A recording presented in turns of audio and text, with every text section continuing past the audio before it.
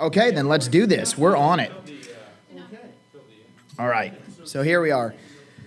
You've heard a bit about me.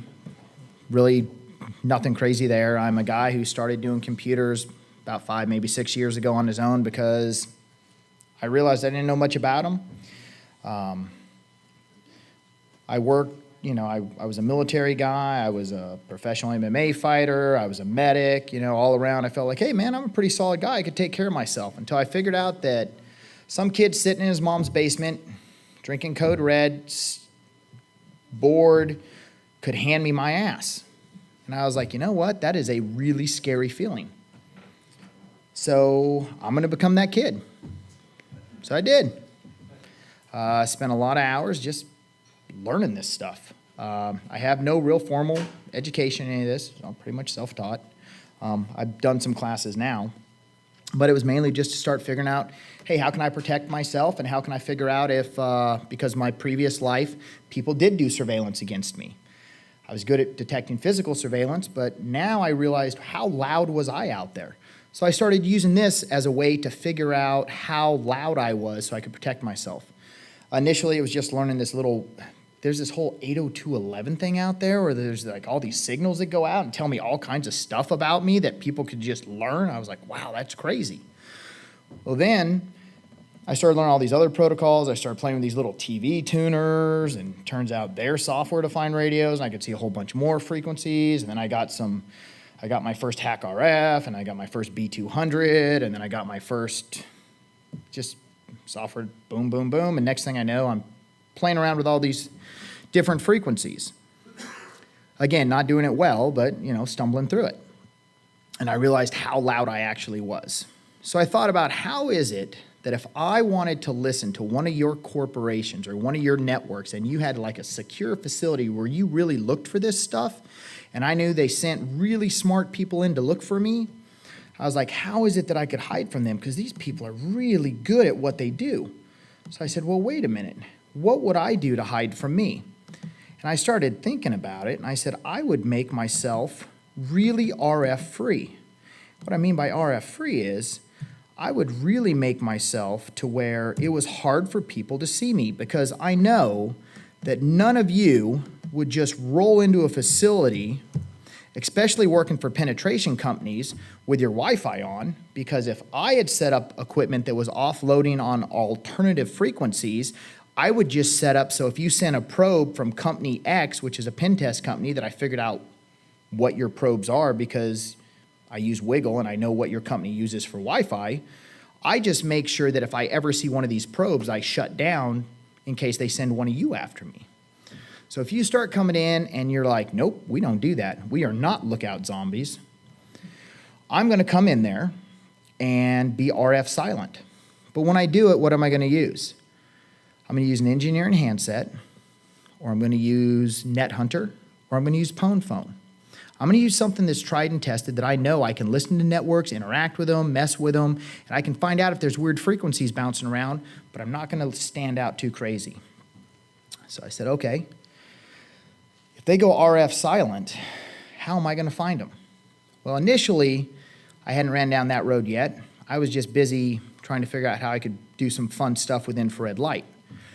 And then I found out that all phones, from their proximity detectors that tells how close it is to your face, kick out this infrared light. So I'm like, all right, there it is.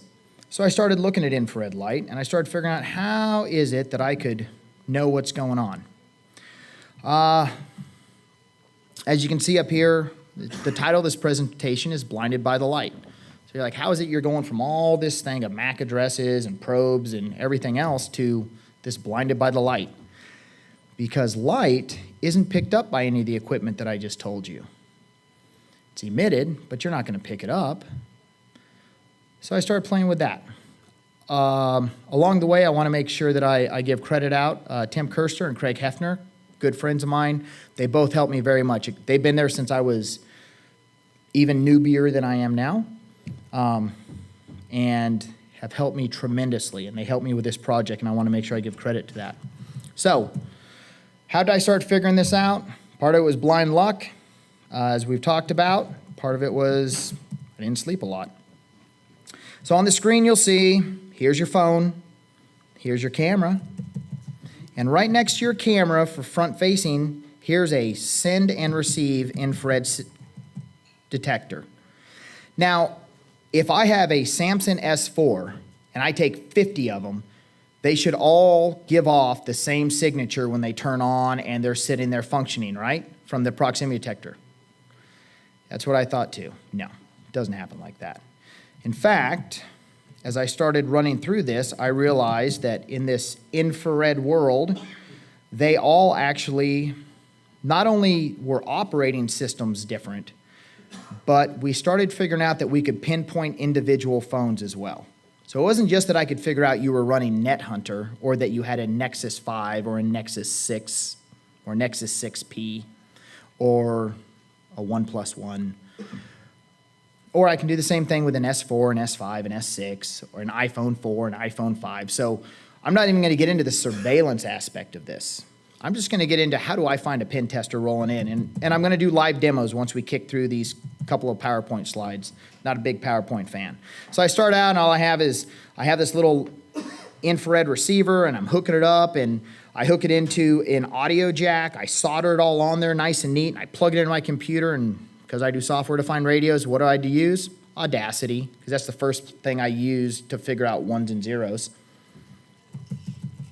Because I learned from YouTube videos, so I had to learn from the basics. All right, so once I got that figured out, I started telling my buddies Tim and Craig about it, and quite honestly, I got laughed at quite a bit. They're like, so Woody, you can lift heavy things, but we don't know if you can spell them. And the simple fact is this. I don't think that phones are giving off unique signatures. It took me a year of just figuring stuff out on my own before I could finally get them to go, oh crap, this is real. And once they did, they hopped on and they were unbelievably supportive. They were supportive before that, but I just kind of had to prove to them that, hey, I kind of figured it out.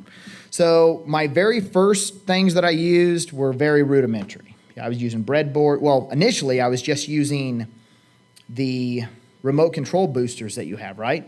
So I want my remote to be able to turn on a bunch of things in different rooms. So I have an amplifier. So when I send an infrared signal, it hits the receiver, and they have receivers that will boost that signal and shoot it out to a bunch of other IR transmitters so that you can turn other stuff on and off in different areas. When they do that, they boost the signal because they have to, because you lose light power pretty easy. So what I did, after consulting some different people, I basically made, using op amps and everything, boosters for doing the same thing so that I could start transitioning and being able to see out of some of the analog realms. Because as I was doing this, the problem was everything was already getting pushed to digital, because when you use those boosters, it immediately pushes up at a digital side. So I take the information, I throw it together, and I'm like, here it is. This is one of my first builds. After I got away from just using a booster where it just received it, and I had it soldered on to an AV jack that ran into my computer that ran to Audacity. Now, I get a logic analyzer. I don't know if you guys are familiar with them. I wasn't until a couple years ago. These things are great. It's amazing how much more you can see than Audacity.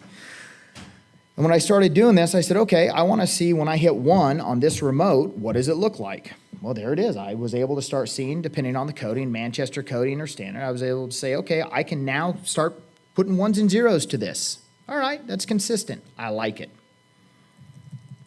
Now, then I started doing things like this. I'm going to run a sample, such as you see at the top, of an iPhone 5 or an iPhone 6 or whatever phone I want to look at. And on the bottom, I run a different phone. So I would do one catch and then do a comparison.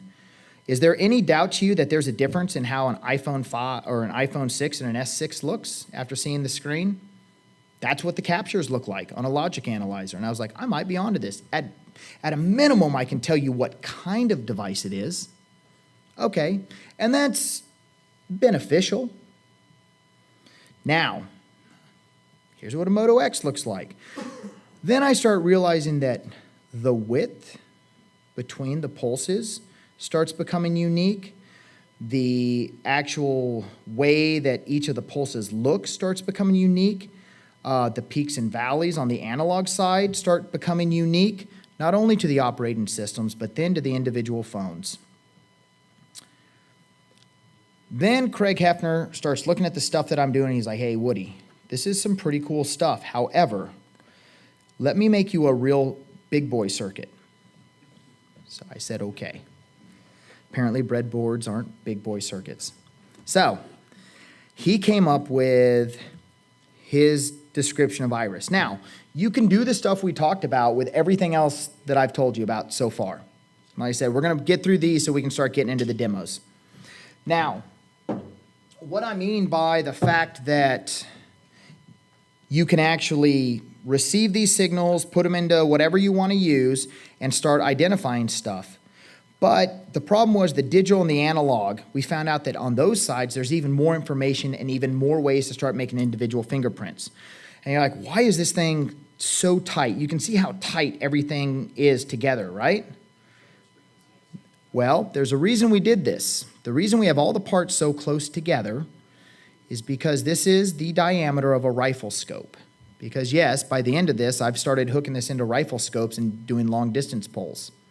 Not huge distances. I mean, I went from being able to 15 to 20 feet with nothing to, I don't know, 100 meters. So a little better. So I could definitely hit a choke point to figure out you coming into my facility by putting this in an elevator or anything else. There was a problem though. We started having some interference with the 60 hertz lighting occasionally that you would have in office buildings. I started using infrared filters or filter paper, the DVD trick, the old film trick. We started playing with all of it. I have a pretty cool filter at home, and it does carbon fiber. So what I did is I printed a little cap for this, and the carbon fiber gives just enough attenuation that it helps block out that 60 hertz if you happen to start peaking your rails out. Because the other thing is we put this on a rail system to be able to not only read positive, but also negative. Craig then decided, hey, when he made his big boy circuit, he got rid of the diodes and things that we were necessarily using, because you still get a little bit of feedback with those, and he put JFETs in. And it became beautiful. And he added comparators. So now you have the ability to bring everything up to a standard level, even the lowest powered stuff, and really start getting some unique signatures. So with the Iris, you can really become really intense. Problem is price. It's going to cost you between $7 and $12 to build one of these. So now I just recently got a Volterra, which I love. The Volterra little thing, I can actually print my own boards now at my house and does everything for me. So now it's super easy. I've got a 1-layer board that we're getting ready to release. And all this is open source. And at the end, we have the link for that. So yeah, it's beautiful. So this is the Iris. Again, time-wise, I'm not going to get too crazy into it. But he put a lot of time into making sure that this maximized the signal, and it brings everything up to a standard level, you know, when you start using that of bringing the analog up to digital so that you can now really see. It doesn't matter how far away you are. Signal's there, he brings it up to a good readable stance. And that's where we start getting into timing. So the next thing we roll into is, well, how are we going to start reading this? Tim and I start working. It's going to take a lot of computing to do something like this, right? To be able to take infrared signatures, uniquely identify individual phones, and have a learning feature so I can put all this together. So we're going to need something really high powered and high speed, and something that is going to be intense. It's probably going to be it's going to cost us a lot of resources, but we went ahead and we used the Arduino Uno. And we can now absolutely, we just ground it and it goes into learn mode. We see what it is, which I'm going to show all of you. And then from learn mode, I program in what I want to get. And then from that point on, every time it sees it, it just pops up on the screen. Now I want you to realize it doesn't just have to pop up and give me the name. I could also have it to where, oh, hey, I want to go ahead and we're just going to trigger this relay that shuts all my stuff down on a 48-hour delay. Done. That's where I want you to think about this. Or maybe it's in a taxi or an elevator, and I decide that I'm going to use your phone as a triggering system to take a picture, or maybe capture all the MAC addresses around when I see that unique signature. Either way, I can use this to add additional fingerprints. In theory, I haven't shown you anything yet, so don't believe me. Because if I don't show you, it's not real, okay? I can put anything I want on the screen. I can put unicorns up here. And we know that they're not real except in Montana. So, hey, we're not supposed to talk about that. So, the Arduino code, again, open source, really simple. So what did we start seeing when we started running through and doing all this? We realized that we really could tell two different phones apart. That was the first thing. Then we started realizing that some phones, even with the screen shut off, were kicking out infrared. In fact, this morning I found out a new phone. I just recently got an S7. Not the Note, although I probably should have. It's a little cold in here, then we'd have a fire. But the nice thing about it was this. Yeah. But what I did find out is this. I can take this device and just like the Nexus 5s and 6s that even with the screen off a lot of times will be kicking out an infrared signature, the new S7, the signature is almost always kicking out and it's the same signature, whether the screen's locked, whether you're in a phone call or anything else. Some of the other phones you have to be in a phone call or you have to be doing X, Y, or Z for it to turn on. But most of the phones that are involved in pen testing, you don't. And the Nexus 4, the Galaxy S4, if the screen was on, you were getting signal. The S6, no. You had to be in a phone call. But that's okay. Now that the S7's out, it's on all the time, even with the screen down, so it's even better than the S4, so life's good. Now, I want us, and you're like, well, yeah, but how much research have you actually done with this? I teach a lot of different classes. For one of my classes, I already had a couple Nexus 6s. I bought 18 more. I started all of them from the time I got them, and I ran tests, and I collected on them. From that point, I then reflashed them all with the exact same version of Android. I then flashed all of them with NetHunter. I was then able to individually identify all 18 of them and what they were running. It's about as much as I'm going to invest in it. So, but I figured 20 phones, that wasn't too bad. And then, beyond the Arduino script, which we're going to show you, we haven't started scripting yet, but as I put the logic analyzer data up here, you're going to realize the other issue is it's not just how fast it blinks, which is what we're roughly showing with the Arduino. The width and the individual spikes that you get within those that I'm gonna give you visuals for because it's so much easier to have a visual to see it, you're gonna realize that there's a lot more spectrums out there to be able to give individual fingerprinting on. I've had a lot of naysayers. I've had people on the internet that have commented about this. I've had submitted it before and people are like, yeah, no, I don't think so. Oh yeah, but take it or leave it. Make me take the Pepsi challenge. I'm going to go ahead and I'm getting ready now to start hooking up and show you. And I want skepticism. I want you to say, I don't think so, or I do, or I don't. But don't just say, oh, it's impossible without looking at it. Because the reality is a lot more things are moving into the infrared realm. And let me talk about that a little bit more. When I was coming here last night, when I flew in, I took my camera out. When I was on the airplane, I was watching a movie. So I turned the camera on my airplane. I encourage you to do this. And they have a little monitor right in front of you. In fact, they're the same monitor as most of the infotainment center in vehicles. I'm also a vehicle forensic guy.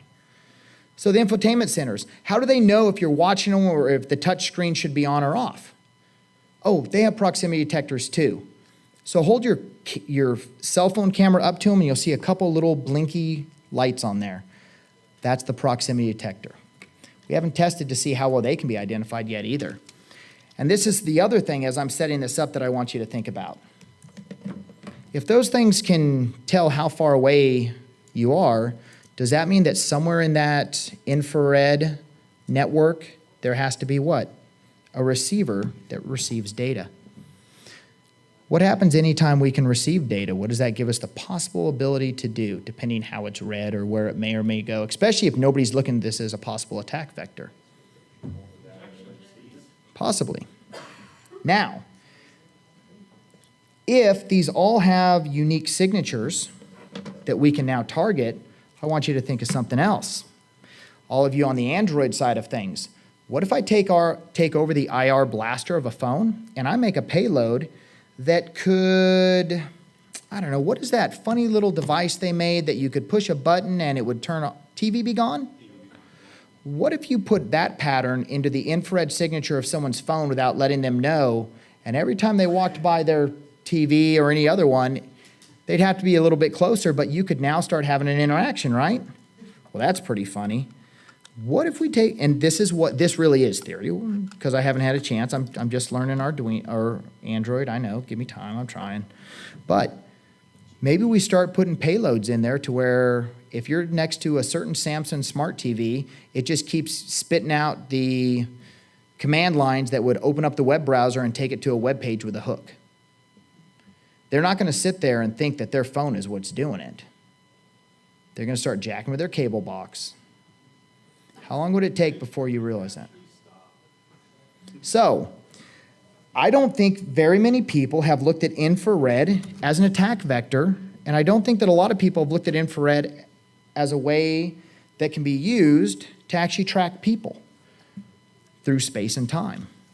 That can be used to actually identify or let people know if there's people from certain organizations or pen testers in a room. Because for the most part, light's been overlooked. People don't really look at it as something that's, again, going to be an attack vector or anything else. But more and more devices are starting to use it. Infrared has become something that is continually all around us. So I'm getting ready, and as I'm talking, I'm hooking Iris up because I want to actually give you some demos. Because again, I don't want you to take my word for anything, because I could just be a bold-faced liar. And that's the way I want you to look at this. I want you to make me show you that this is real. So this is Iris. I've got it in its cute little cover. You can see it's nice and small. And I'm running it off of an Arduino. I'm getting ready. I'm going to run some of the code up here. And I'm going to show you some of the learn modes. I'm going to show you how I learn a phone, and then I'll hold a couple up and make it identify individual phones. Because if I don't do that to you, I've cheated you. Okay? Then I'm going to show you some other phones that are out there. If anyone wants to see what their phone signature looks like, you can. This is the most basic of just one of the signatures we look at. So let me pull them out. Okay. Excuse me while I whip this out. It looks bigger on camera. Now, what I have for phones. I've got a Moto X. Okay. I have Nexus 6. And I have another Nexus 6. Okay? You'll note one of these has a piece of tape on the back of it just because it makes it easier to distinguish when I'm kind of doing the demo. I think it's kind of fair so I don't start playing sleight of hand games with you that, oh no, that was the same phone. No, it's not.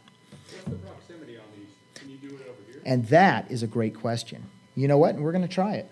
We're going to try momentarily. As I set this up, we're going to see if we can do it from over there. Now, I didn't bring a rifle scope with me, but when I have my rifle scope, I've pushed it out pretty good. Normally, if I'm in an area like this, about 15 feet isn't too hard to do when I set up a directional tube system. So we'll look at it and see, and we'll be able to tell when we look at the screen. Well, that's the real world, so I got to suck it up. Hey, I'm not going to make excuses. It works or it doesn't. I mean, that's the real world. You know, there's a ton of stuff going on, so yeah, I'm not a big fan of excuses in what I do. It works or it doesn't. You're talking to the guy with the SkyDog hat on. The tongue sticking out. So. It was chasing your pup earlier. All right, so let me go ahead and switch over into, see, I've got one of these that I hope is, here we go. There's all our signatures. Let me pull up simple Arduino code. Come on. I know there were. Okay. Here we are. Okay. So, I'm not running anything special or crazy. It's just a simple little Kali system. I run the same thing on Windows or Mac. Anything that'll run Arduino, I'm good. So let me make sure all my settings are correct. Board, Arduino Uno, And serial port. There we go. Okay. Now, first let me make sure I got it wired right. Make sure that it's seeing everything. Now, there's also a visual way that you can kind of check and make sure that all your stuff is correct in the way that we put this together, because you actually get a chance to, we use the LED that's built into the Arduino, so you can do a test to say, hey, is everything working right? Am I able to see it? Is everything working? And that way I can take a remote control, I can use any of that stuff and actually make sure that it's all wired correctly and that everything's working. So give me one moment. Whoop. Uh-oh. Oh no, let's see. Let's see it. Oh, look at that. So the other thing I started figuring out was this whole baud rate is really important. All right, so, oh, so what just happened on the screen? So let me take this phone, set it in front. Oh, this one's screen's got to be on, I'm sorry. And boop. Wow, huh, that's funny. So, let me look at this one. Let's see what this one says. Oh, shoot, different phone, different name? That is crazy. That can't be real. Here's what I'm using. Please, anyone that wants to come up, feel free to. I can make that. Oh, golly.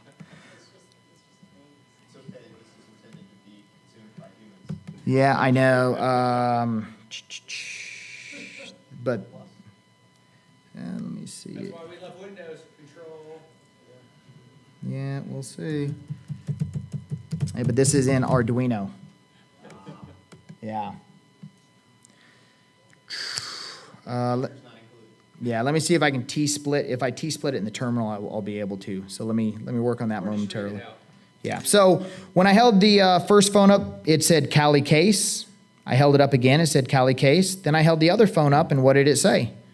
Just Cali. Huh. It's almost like they had different names. That's bullshit. Hold on. That can't be real. That's ridiculous. Oh, Cali? Hold on, that's just silly. Here's the other phone again, Cali Case. There we go. So. No. We got to do better than that. Come on now. That's ridiculous. But what if I don't know the phone? Or what if I programmed it in wrong? Because maybe I have two phones that say the same thing. We don't know. I could absolutely have something wrong. We want to make sure that we're checking it and that everything looks good. It's like this phone's not even popping up at all. It's like it's not even programmed. So how would I program this? It's got to be some super huge complex way that would take forever. Not really, because I'm not very smart, so I make things simple. So all I got to do is pin it out. So what I'm going to do is I'm going to put this in learn mode, which is a great little feature.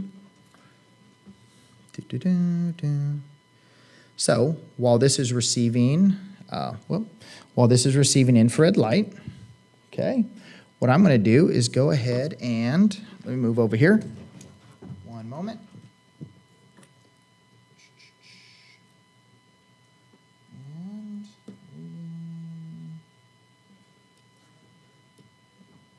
does it say learn mode? Yep. All right, so it's in learn mode. Did it go back to learn mode or switch to the other? Switching to search. Oh, it went back to search. Let me go back. I did it a little quick, see? Told you it had to be some super complex system. Boom. Oh my goodness. So here's what we're doing. I'm going to take this phone. I'm going to hold this in front, and you can see it starts spitting these numbers out. All right. So this is where I can start kind of figuring out how far away I can start doing this. Those numbers is actually how long it takes in between flashes. So if you can read those numbers off on the screen that you're seeing right there. Freaking amazing. It is 15925. All right. Well, what does this phone say? Well, let me start kicking this one out. There's a couple. 15967. All right. What about this one? It gotta be, that's crazy. It doesn't work. 15523, 155. Now, it's not always the exact same number. The other thing that we haven't put into this yet is the fact that you can use the ability to say, okay, the center number that we pick always has, let's say we're using 15524. I always have two 15523s, then a 15524, followed by one 15526, back and forth. Now, all we're using right now in this script is I say, I'm looking for this spectrum of numbers. We haven't even started to get into any of the hierarchy algorithms yet. This is just the most basic, and we're still able to pull this out and fire it up. Now,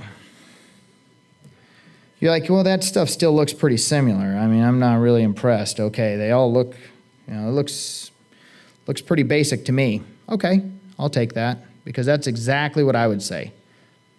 So what I'm going to do is I wonder what kind of numbers come off of. This is an S7. Oh, 4826, 4827. Well, that's way off, right? Now, when I start playing with, if any iPhones, whatever, we start getting different numbers. Now, I will say, some of the phones, you have to be in a phone call or your screen has to be on. It varies. So, without doing anything else, just being able to figure out those spectrums. We figured out that the Moto X and the Nexuses all stay around that 15 to 1600 thing, and then getting inside there, you can give an individual spectrum for the phone, and then you start putting in hierarchy to how many times it pops up and down. But even without that, just the spectrum that they hit, we've been able to find enough to make individual fingerprinting possible in doing this. So you asked about range, so let me check. Want to take my phone, and then we'll just back it up? No, we'll just have, what we'll do is we'll have you just come this direction, and we'll see if I can, hopefully. All right, so here's a little funny looking black tube. Oh my good, it's almost like Iris was designed to fit inside there. That's crazy. Okay, come on now. So there we go. So now it's somewhat directional. Oh wait, this is the same thing I use when I actually attach it. So let me see what we got. What kind of phone is that? That's it. Note 4. Note 4. Turn the screen on. Okay. 80.6. Yeah. It's Hello Kitty. I'll put it. Hello. There we go. And Hello Kitty. I've never gone against this phone, so we'll kind of see. So go ahead and walk towards me, and we'll have you walk back, and we'll see. You may have to be in a call. You may have. We got to figure out what the protocol is for that phone. All right. So. Open her up still. Okay. So here's what I want you to do. Call like 1-800-555-1212. So that's the other thing. When you start testing these, you got to figure out phone calls that you can call that like don't do anything. The wife is more. So that's information. 911. Yeah. Oh, they always answer. There we go. Well, we know we'll be on hold for a while. All right, we'll call the wife. All right. So Should be on speaker. there we go. So go ahead, bring it all the way up first so we can make sure that we're getting a reading. Oh, okay. So we got a reading. Go ahead and start backing up. Backing up, backing up, backing up. Okay, hold on. Oh, I just got to aim it. There we go. Keep backing up. Hold on, hon. I love you. Keep going. Okay, hold.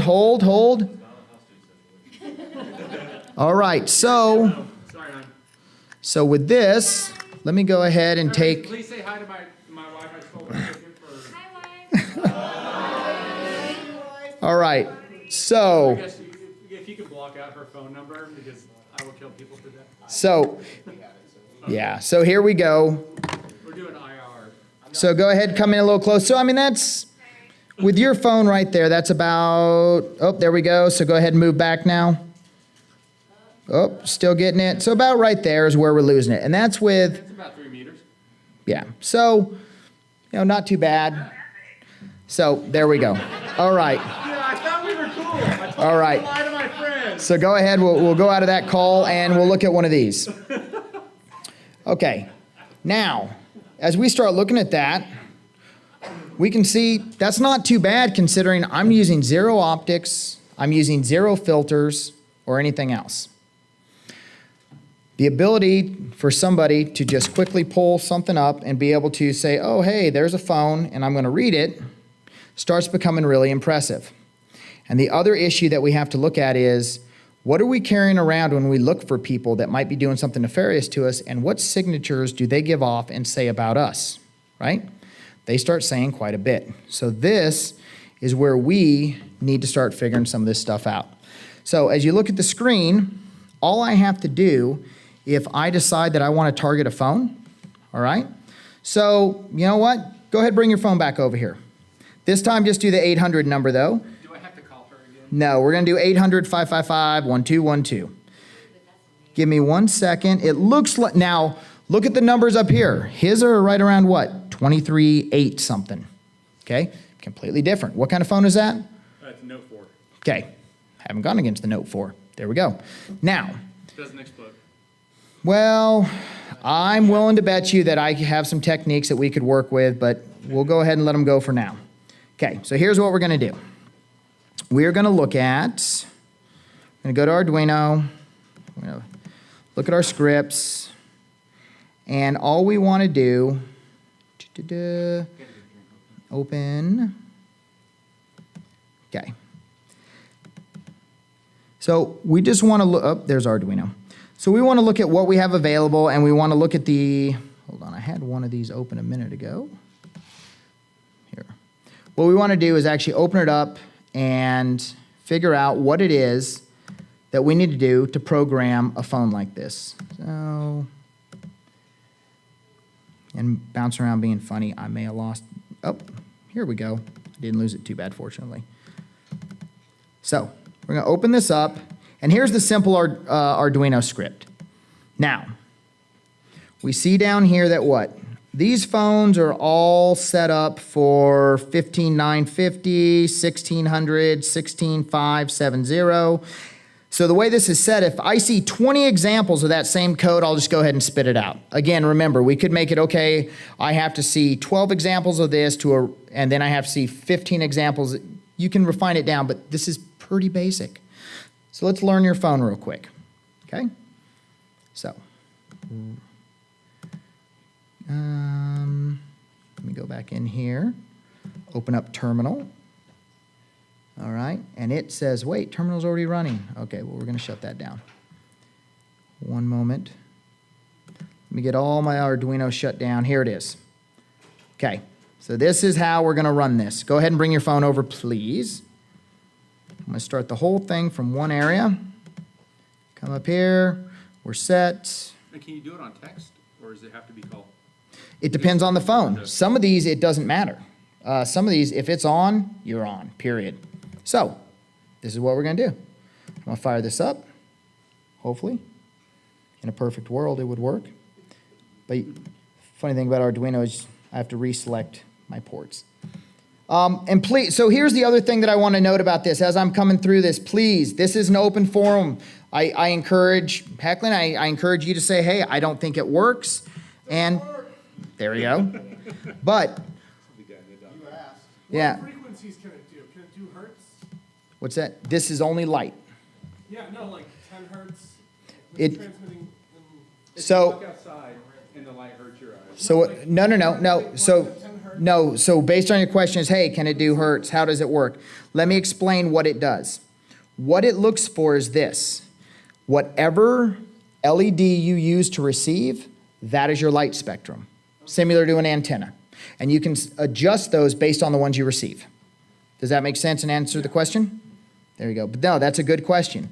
So, because there are some out there that have some uniqueness to them. So I'm going to put this back in learn mode. Please, again, while I'm setting this up, I don't want to waste your time. So if you have questions, please ask them. So. Why is this taking so long?